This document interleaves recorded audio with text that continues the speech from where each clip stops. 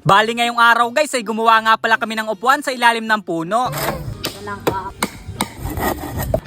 Pinuntahan ko muna si nanay sa may kawayan na namin. Nakita ko kasi siya na may pinuputol. Pero yung mga bulo ang kinukuha niya, hindi itong tinumba natin. Tapos sa gilid nito may nakita akong misteryosong butas. Ni hindi man lang natin ito napansin nung nagputol tayo. Sobrang kakaiba nga to kasi nasa pinakambaba siya netong puno. At nung oras na sinilip ko, eto nga pala yung itsura ng loob niya. Hindi ko malaman guys kung pinagbahayan ba to ng anay or ugat ng nyog. Kasi napakababa neto kung sakaling pugad man. Pero tiningnan ko lang naman kasi ang sadya ko talaga ay si nanay. Kasi nung nagtanong ako kung saan gagamitin yung kawayan ay gagawa daw siya ng upuan. Kaya ang sabi ko na lang ay tutulungan ko na lang siya. Magkasunod na rin kaming umahon papunta sa bahay. Tapos huminto muna si nanay saglit para linisan tong kawayan. Dumiretso naman ako sa pagkuha ng pako na gagamitin namin. Humingi na rin si nanay ng ilang pirasong kahoy dito sa may Dreamloaf. Yung mahaba nga sana ang gusto ni nanay, ang kaso nga lang ay ginagamit natin sa trapdoor. Kaya yung mga ritaso na lang yung binigay ko. Tapos binitbit na namin to papunta sa paggagawa namin. Bale, etong gagawin naming upuan guys ay tambayan lang dito sa labas. Kaya dito namin naisipang ilagay sa may ilalim ng mangga. Mas malamig kasi ang singaw dito kahit napakainit ng panahon. Pero may upuan naman dati dito, ang kaso nga lang ay nasira na. Kaya ang sabi ni nanay, papalitan daw niya ng bago. Wala kasing maupuan guys yung ibang dumadaan dito na nagpapahinga. Pero habang wala pa sana si nanay, kukuha kami ng mangga. Ang kaso nga lang medyo maikli yung panungkit namin. Kaya ang sabi ko sa asawa ko ay dito na lang kami sa santol. Kulay dilaw na kasi ang bunga neto at mga hinog na. Pero hindi namin alam kung matamis ba to. Kasi ngayon lang kami kukuha neto kahit malapit lang sa bahay. Pero yung dating bunga neto guys ay malalaki tsaka matamis naman. Pero habang tumatagal ay lumiliit siya tsaka umaasim. Sabi kasi ni Tia dito daw siya naglihi nung nagbubuntis pa. Kaya pala naging ganito na yung bunga neto, hindi na tulad dati. Pero hindi ko lang alam sa ngayon kasi matagal ko na tong hindi natitikman. Kaya susubukan namin nung asawa ko at kumuha lang ako ng 2 piraso. Pagbukas pa nga lang neto ay parang nakakatakam na. At yung lasa neto ay sakto lang naman at hindi kaasiman. Tapos paglabas ni nanay nagumpisa na kaming gumawa. Pinagbabaon muna namin yung mga lumang pako. Baka kasi makasagabal pa to pag naglagay kami ng kawayan. Tapos yung mga kahoy na galing sa bahay ay ilalagay muna namin. Pero sinukat muna to saglit para maging pantay. 2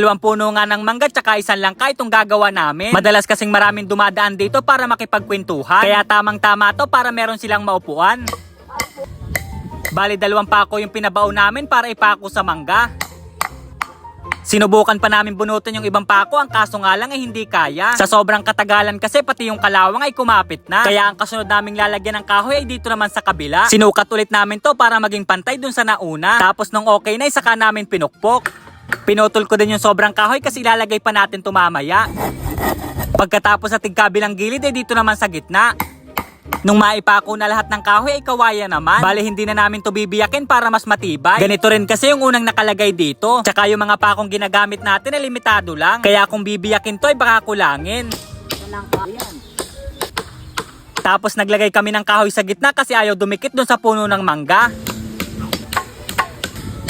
Pagkatapos dun sa isa, itong pangalawa naman. Parang kulang nga lang itong nakuha ni nanay na kawayan. Dahil may kahabaan tong upuan, kaya 2 piraso lang yung naputol namin. Nakapagbawas pa nga kami sa balat ng mangga. Lumobo na kasi to dahil sa mga dating pako. Kaya medyo sumasabit sa nilalagay naming kawayan. Pero konting bawas lang naman at naging maayos na. Dahil nagkulang nga kaya napakuha pa si nanay ng 1 pirasong kawayan. Pinantay ko muna yung dulo neto kasi nabasag daw. Tapos saka namin sinukat kasi medyo mahaba to. At sa puntong ito na yung huling kawayan na ilalagay namin. Bale, eto na yung naging itsura niya guys pagkatapos namin gawin. May tambayan na tayo kapag mainit ang panahon. Pwede rin magpahinga dito yung mga dumadaan. Kaya kahit napakasimple lang ng itsura niya ay napakalaki ng pakinabang neto. 2 fingers sa akin!